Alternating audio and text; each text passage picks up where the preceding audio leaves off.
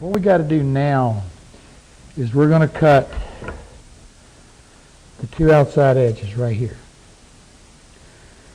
Okay? Now why am I doing that now instead of doing the back?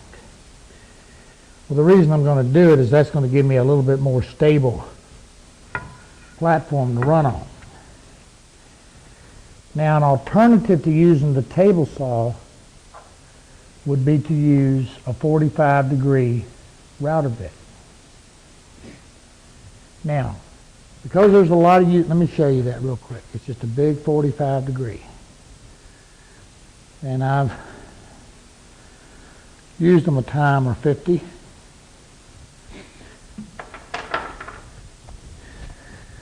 Now let's talk about table saws just a minute. And what I want to talk about is left tilt, right tilt. This is a left tilt. Obviously the blade leans to the left. Right tilts goes the other way. Now here's where the big difference comes in right now. When you're cutting this, if you will look carefully, as I'm cutting, the scrap is going to fall away from the blade. And I'm able to cut it with my finished side up. That means that these teeth are coming down into the wood. In other words, they're cutting down into it. That gives me the cleanest cut on top. It's kind of like an upcut, downcut router bit. A downcut is cutting, shearing down this way. So if there's going to be any chip out, it's going to be on the bottom. A right tilt doesn't do that. A right tilt, we have to cut it with our face down because our blade is now leaning this way. And I know a lot of you have right tilts. That's why I want to talk about the router bit a little bit. The problem with a right tilt coming this way is, again, that blade laying this way. As I come through here, I've got a blade spinning coming this way. So you definitely want a good push stick if you want to be careful. The other problem is that it's then going to be shearing to my face side. The other problem with it is that the offfall or the scrap, as I move through, if you can think about this a minute, here's a piece. The scrap, as it comes off, it's going to be laying on top. When it's cutting this way, it's going to be laying, the scrap is going to be laying on top of the saw blade when you finish the cut. And that's just a good way to get a good kickback and get smacked pretty good. So what do? Very simple. You sneak up on it. You run it in small increments to where the only thing coming off that blade is sawdust. You don't want to be bringing strips off because that blade, again, is setting on this angle. That scrap's going to fall down and those teeth can grab it and throw it right back at you. So by doing it just a little bit and a little bit, there's nothing for it to throw. Okay?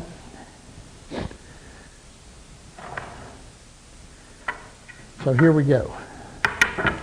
What I'm going to do is I'm going to take my face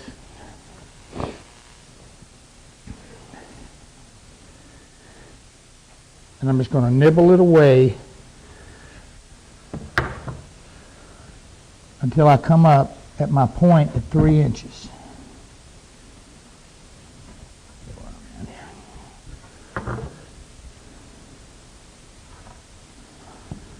You know what I think is going to be easier for me to do to show you?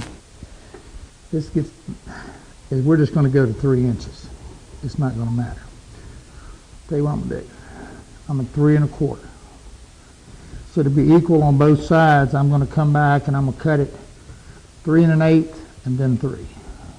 Let me rip it.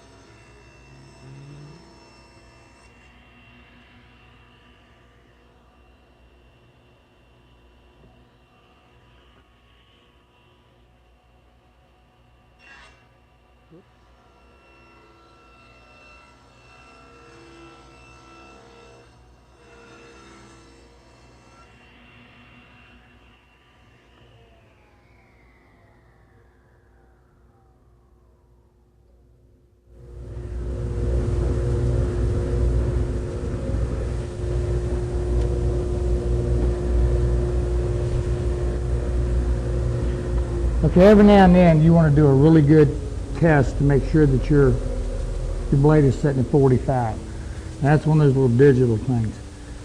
But you can also, if you take your miter slide, something you know is accurate, cut your 45 and lay it on your table to make sure.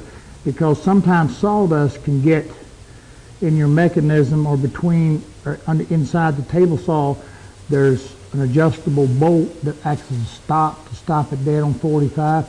If you get some sawdust in between there, you're not going to be on 45. Okay, what I want to do is I want to come in right on this corner, right at the edge of that little,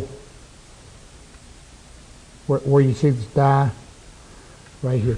So what I did was I marked it, but I'm going to ease into it. I'm set out just a little white further than what I need to be, because again, I like that skim, that final cut. I always like to take just a thin cut. That gives me the cleanest, smoothest edge.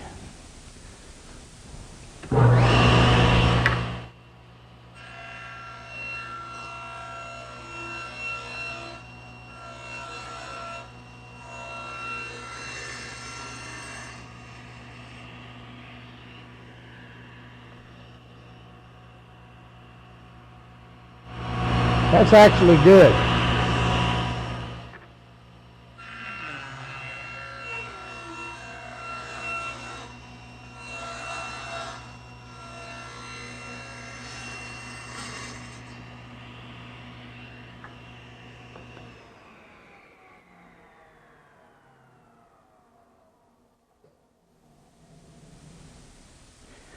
Now, let me caution you on something. When you come through, because you're actually removing a little bit of that bottom portion, as you come through, when you get to the end, this can try to drop on you just a little bit on the very end. Be aware of that. And that's another reason for just making it longer than what you're going to need. Now with that done, what I want to do is I want to even this up, and I want this face to be about 1/4 inch. So again, I'm going to sneak up on it.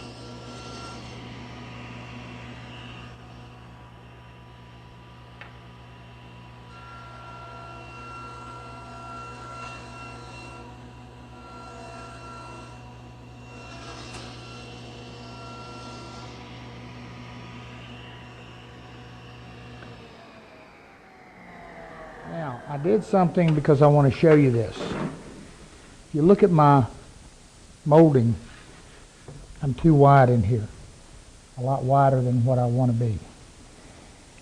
I could actually cut this back to make it that 1/4. But if I do that, then what's going to happen is my width is going to change. So instead of being 3, I'm probably going to wind up being 2 3/4, or maybe just a little bit more than that. So what can I do? Well, I'm going to show you. And that's the reason I did that. Now you see, it's all fine and dandy, and life is good when everything comes out perfect. But that don't happen in many cases. So learning how to recover from issues, that's a good thing. So what I did, remember when I first ran this, I was at 3 1/4 inches. I cut it down to 3, and I did my angles. So what I've done now is I took my 3 inches and I remarked my center. And I moved the fence to be centered again at 3 inches. Now I'm just simply going to come in here, reset my featherboard a little bit. Now the first thing I can do is I can go a little deeper. So let's see how that works out for us.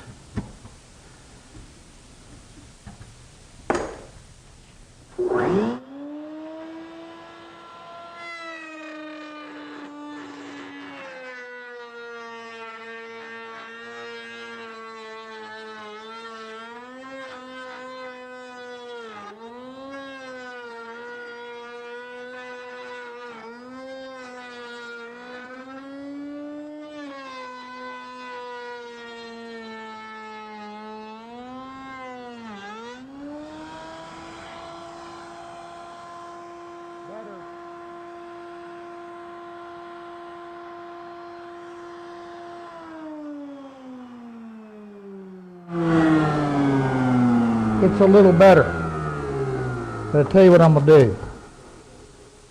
I'm going to raise it just a little bit. And I'm going to take this fence and I'm going to do a side-to-side cut. Let me show you. I'm going to move this in about my fence in about 1/16 of an inch.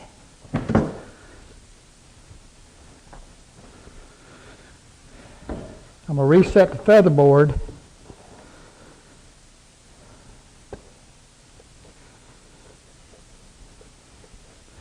Now you notice this thing is trying to pull me. I'm going to caution you on that again.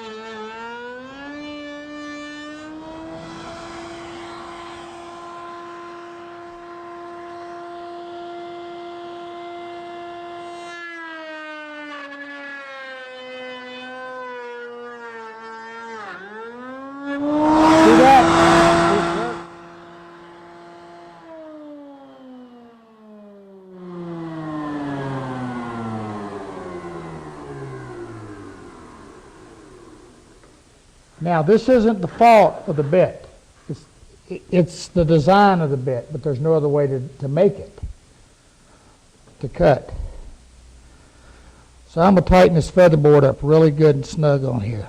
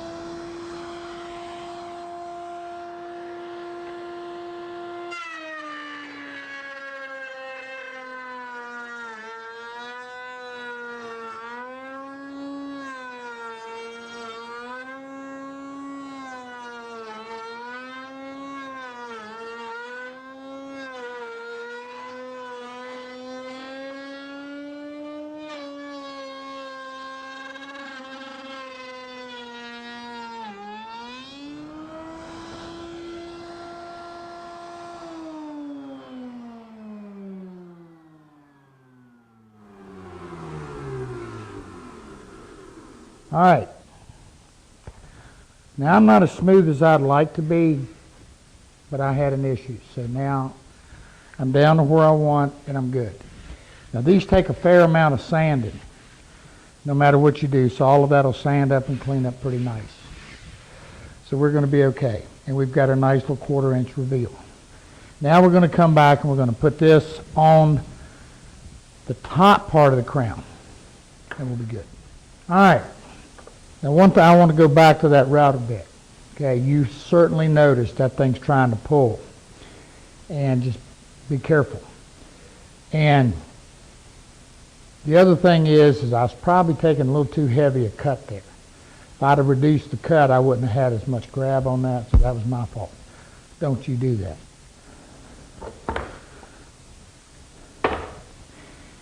Now, what I want to do is I want to create this. So when I cut my crown, I'm going to be cutting the crown and the top.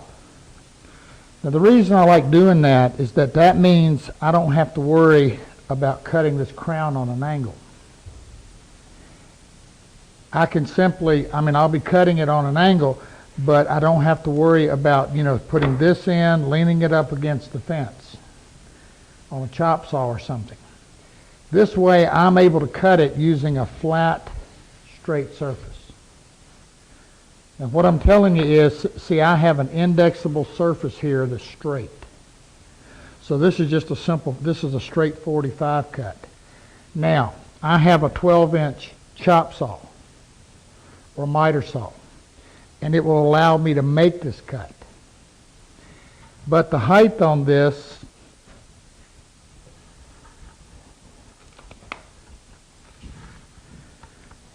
is 3 inches. That puts it right at the maximum height that you're going to be able to cut on a table saw. And I'm not sure what a 10-inch chop saw will do. If you don't have a means of cutting something like that on an angle, then don't do this step yet. Because we can certainly cut one piece, then the other. Okay? But if you notice on this, there's a little reveal right here. It's a little step in here. The edge of the crown doesn't come right to the edge of that profile on the molding. But we want to get that straight. Now the way I do that is I simply use a marking gauge.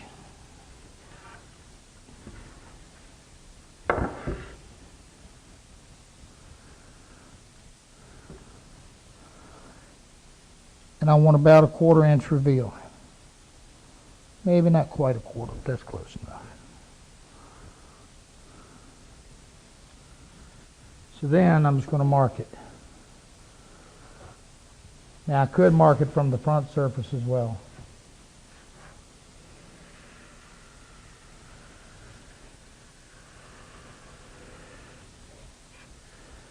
Okay, you don't have a marking gauge, right? That's okay.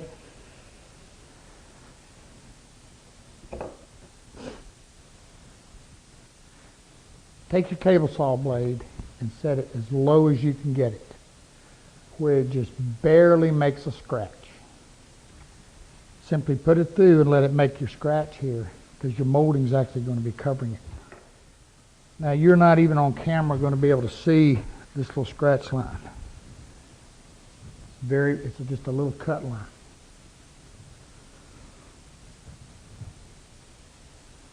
Okay? But what that's going to do is that's going to allow me now to come back and mount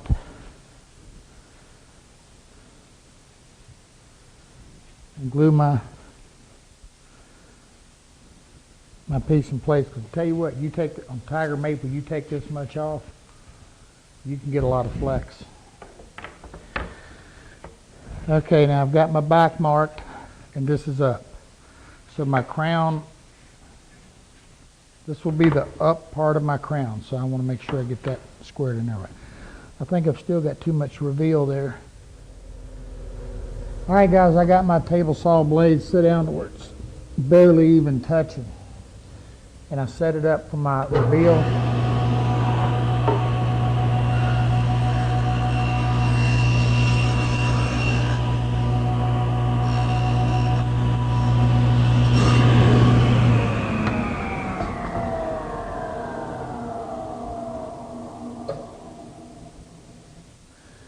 just, the back edge right here will be my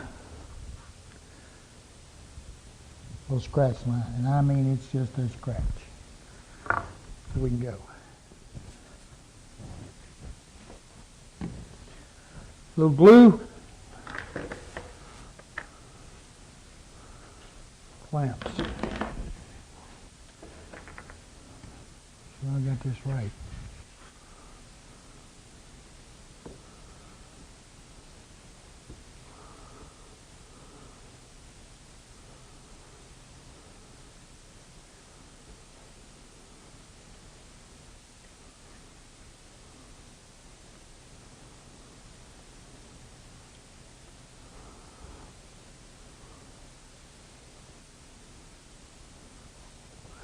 Now these things like to scoot around a little bit. So sometimes you got to play with them a little bit until the glue starts to pack just a little bit. And then it'll grab. I've also used a little pin nailer and pinned them a little bit when I had to.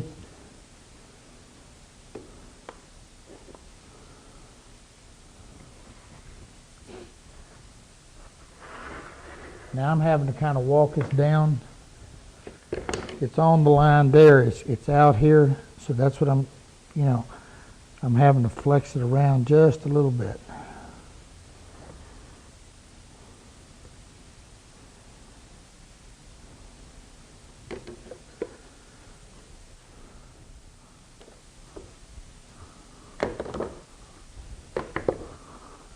Just trying to pull away from my line here.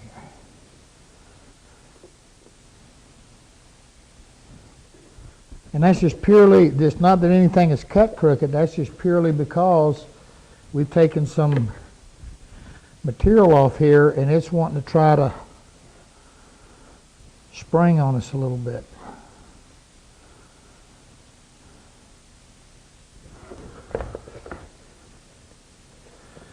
This is where a pin nail would help.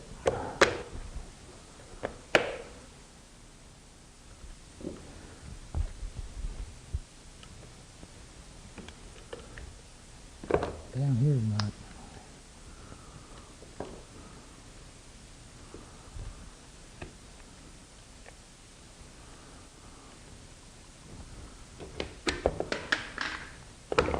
Don't you hate that?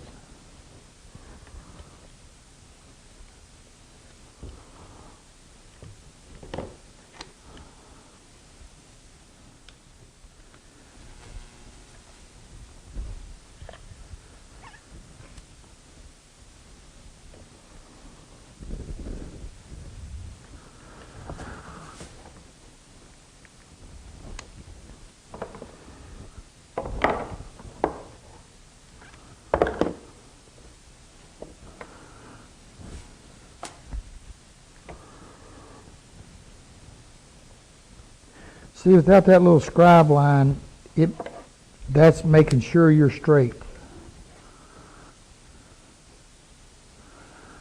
Because when we go to put this on the case, we want this back edge to be straight. Right here. We don't want it to set against our face and be off. That's what I want.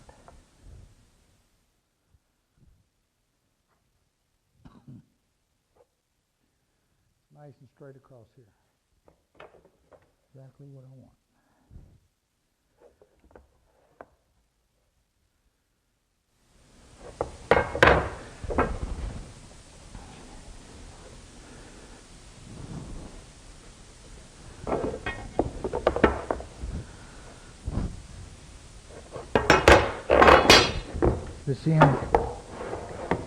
This end is still trying to give me a fit. This is one of those little 23 gauge pin nailers. Now, I know most of you guys don't have one. So just a little small finishing nail tapped in there. And you know what I do if I have to do that? If I don't have these, I'll tap it in just to hold it. Then I come back and pull it out and fill the hole. Instead of setting the hole. Because the glue is going to be sufficient to hold this. It's just trying to spring on me up here.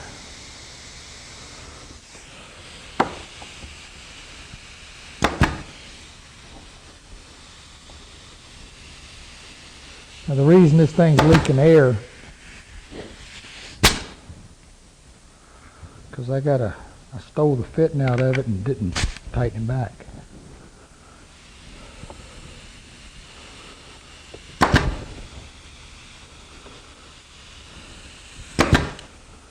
Alright.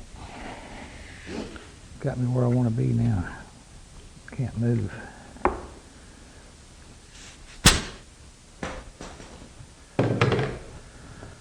Alright. Let this dry a while.